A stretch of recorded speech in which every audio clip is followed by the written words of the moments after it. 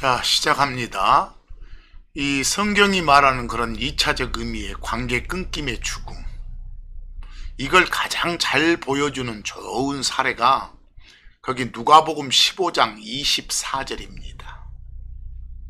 이 누가복음 15장에서는 즉 어떤 아버지의 아들들 중에 둘째 아들이 즉 집 나간 아버지와의 인연 관계를 끊고 집을 나갔다가 돌아오는 이야기입니다.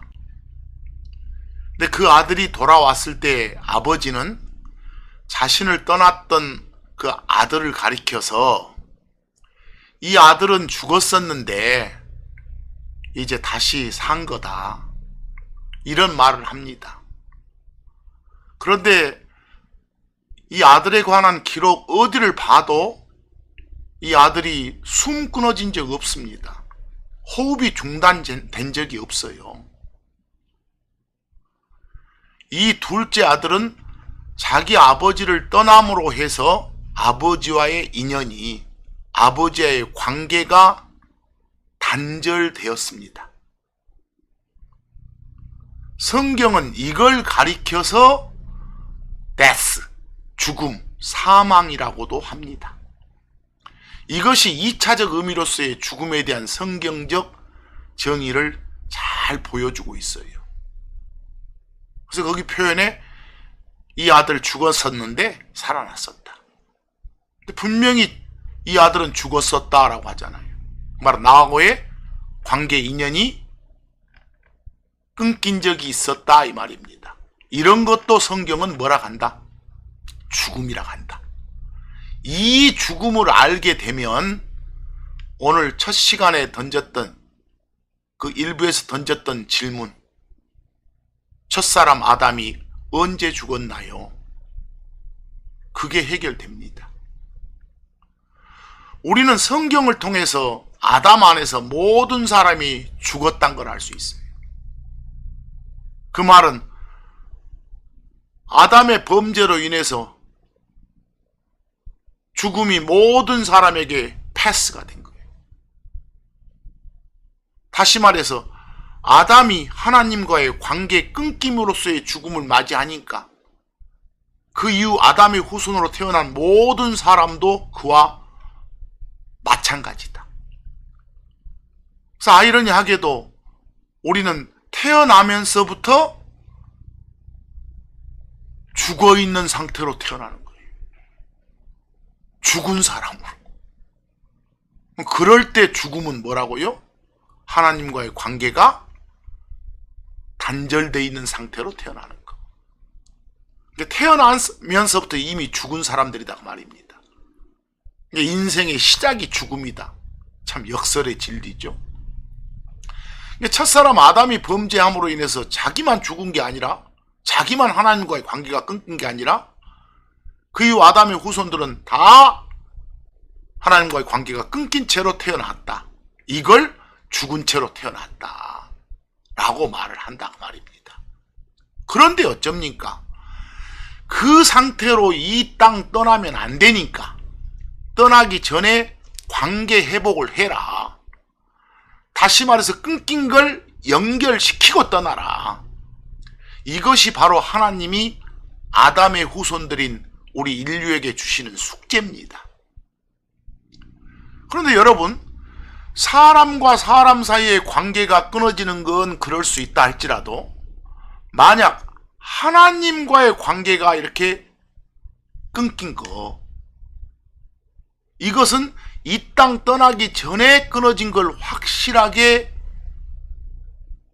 잊지 않으면 지옥에 간다. 이게 하나님이 만들어둔 원칙이에요. 그게 성경은 말합니다. 우리들이 이미 구원받기 전에 죽어 있었다고요. 여러분, 에베소서 2장 1절과 5절을 보기 바랍니다. 그분께서 범법과 죄들 가운데서 죽었던 너희를, 여기에 너희에는 우리도 포함됩니다. 여러분, 숨 끊어진 적 있습니까? 호흡이 멈췄던 적이 있으시나요? 어디 이 무덤에 묻힌 적이 있으세요? 그런 적 없는 우리한테 죽었던 너희를 그랬습니다. 이 말은 곧 뭐라고요? 하나님과의 관계가 단절되어 있던 너희를, 우리를 예수를 주요 그리스도로 받아들이니까 살려준 겁니다. 5절 봐도 우리가 죄들 가운데서 죽었을 때, 죽어 있을 때 그랬어요. 여기서 말한 이런 죽음이 뭐라고요? 관계 끊김의 죽음이구나 라고요. 골로새서 2장 13절도 마찬가지입니다. 너희 죄들과 너희 육체의 무한리 가운데서 죽었던 너희를 하나님께서 살리셨다고 나오잖아요. 다시 말해서 죄들을 용서해 주셨다고 나오잖아요. 예수님을 받아들였으니까. 그런 관계가 이어지기 전에는 관계가 끊겼단 그런 의미의 죽음을 가지고 있었던 너희들이다 이 말 아닙니까? 그래서요. 자, 이걸 또 잘 보여주는 것이 마태복음 8장 22절입니다. 이 마태복음 8장 22절 말씀 보세요. 예수님이 뭐라고 하시는지. 어떤 사람한테 자신을 따르라 하면서 머문머문하니까 야, 죽은 자들이 자기들의 죽은 자들을 장사 지내게 해라. 이런 말씀을 하세요. 자, 여기에 만약에 이때 죽은 자들이 1차적인 죽음, 호흡이 멎은 자들이라면 어떻게 묻어요? 어떻게 동작을 합니까? 행동을 합니까? 그래서 마태복음 8장 22절에서 요 화면에 빨갛게 된 요 죽은 자들, 이때 죽은 자들은 범법과 죄들 가운데서 죽어 있는 자들, 다시 말해서 하나님과의 교제 관계가 끊겨 있는 자들, 아직 예수님 안 믿은 자들 이 말이에요. 불신자들 이 말이에요. 그리고 파란색으로 죽은 자들 했을 때는 뭐라고요? 말 그대로 이 땅에서 삶이 끝난 자들, 육체가 죽은 사람들, 영혼 몸이 분리된 사람들, 우리가 지금까지 말한 1차적 의미의 죽은 사람들, 생물학적으로 죽은 사람들 말이에요. 여기 마태복음 8장 22절을 통해서 예수님이 우리들한테 명확히 알려주시는 죽음의 정의가 뭐예요?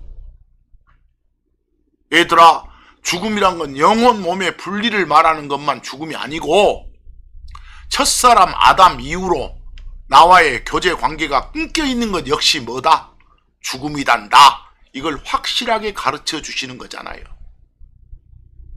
하나님과의 교제 관계가 끊긴 자들은 이미 죽었다고 단언하시잖아요. 맨 첫 시간에 던졌던 질문으로 한번 돌아가 봅니다. 창세기 2장 17절, 네가 이 나무에서 나는 걸 먹는 그날 바로 죽어 그랬어요. 맞아요. 그날 죽었어요. 혹자는 양이 대신 죽었다. 누가 죽는다고 합니까? 네가 죽는다지 않습니까? 네가. 그날 죽었습니다. 맞습니다. 이때 죽음이 무슨 죽음이라고요? 하나님과의 관계 끊김의 죽음이라고요.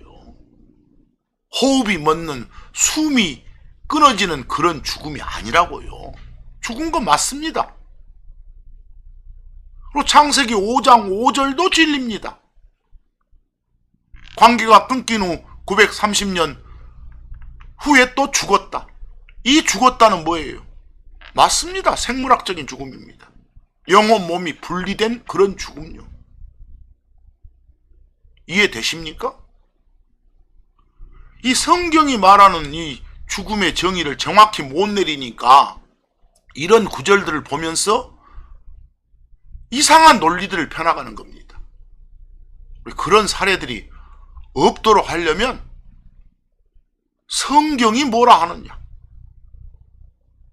어떤 주제에 대해서 성경이 정의하는 바가 뭐냐, 이걸 명확히 알지 못하면 안 됩니다.